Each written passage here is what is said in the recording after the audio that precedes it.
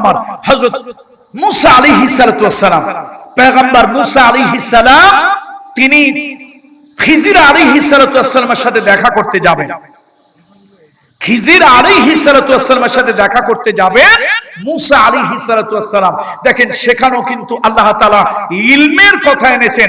পয়গম্বর মুসা আলাইহিস সালাম খিজির আলাইহিস সালাতু ওয়াস সালামকে এই ইলমের কথাটাই বলেছিলেন। ইলমের কথাটাই তিনি এনেছিলেন সূরা কাহফে, যেটা আমি বলেছিলাম।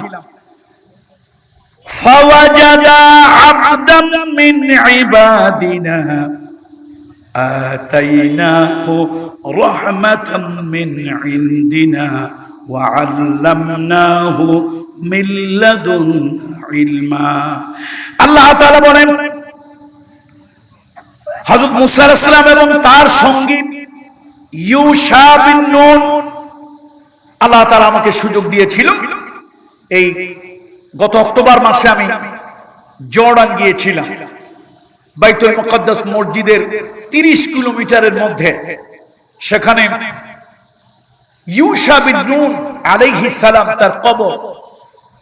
রাসূলুল্লাহ সাল্লাল্লাহু আলাইহি ওয়াসাল্লাম সহিহ বুখারী এবং সহিহ মুসলিমের মধ্যে এসেছে, আল্লাহ নবী বলেছেন, পৃথিবীতে আজ পর্যন্ত কোন জেনারেল, কোন জাদরেল, কোন এমপি, কোন মন্ত্রী, কোন সেনাবাহিনীর প্রধান কারো জন্য পৃথিবীতে সময় এবং সূর্যের গতিকে আল্লাহ তাআলা স্তব্ধ করিয়ে দেননি।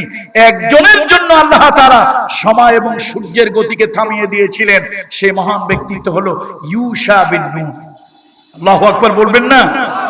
তিনি যখন বাইতুল মুকদ্দাস মসজিদে আকসা যখন জালিমদের থেকে উদ্ধারের জন্য, তিনি যখন অবৈধ দখলদারদের থেকে উদ্ধার করার জন্য, মসজিদে আকসা উদ্ধার করার জন্য ইউশা বিন নুন আলাইহিস সালাম যখন গেলেন, আল্লাহ তাআলার মেহেরবানি তিনি যুদ্ধ করলেন।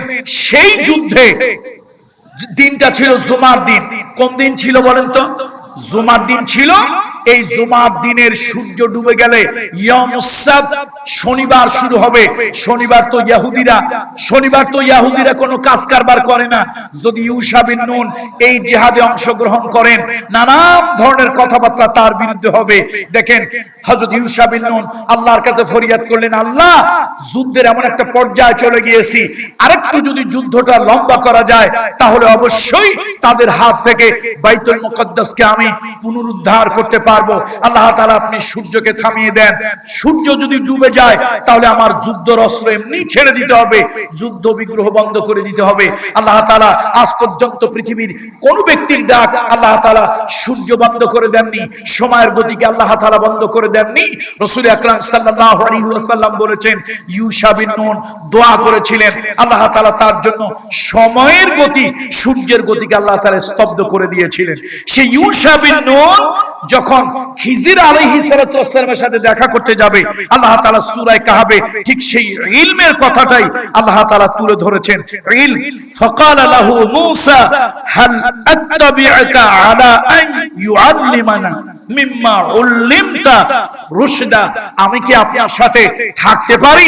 আল্লাহ তাআলা আপনাকে যে ইলম দিয়েছেন, আপনাকে যে জ্ঞান আল্লাহ তাআলা দিয়েছেন, সেই ইলম থেকে, সেই জ্ঞান থেকে আপনি আমাকেও কিছু দিবেন, আমি উপকৃত হব।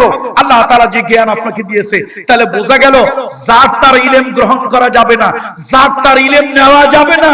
ইলম তো তার কাছ থেকে নেওয়া যাবে, ইলম তো তার কাছ থেকে নেওয়া যাবে যার কাছে কোরআন হাদিসের ইলম আছে।